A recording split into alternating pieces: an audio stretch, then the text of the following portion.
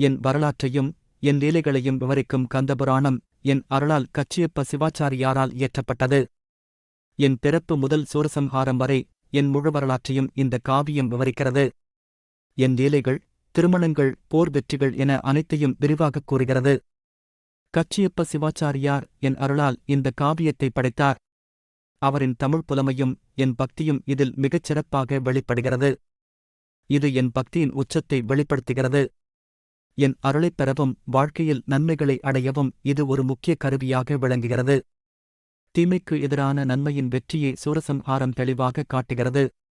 இந்த காவியம் தர்மத்தின் பாதையில் நடக்கவும் தீய சக்திகளை எதிர்த்து போராடவும் ஊக்கப்படுத்துகிறது. இது ஆன்மீக பாதையில் நடக்கும் பக்தர்களுக்கு ஒரு வழிகாட்டியாக உள்ளது. இது வாழ்க்கையின் உண்மையான நோக்கத்தை உணர்த்துகிறது.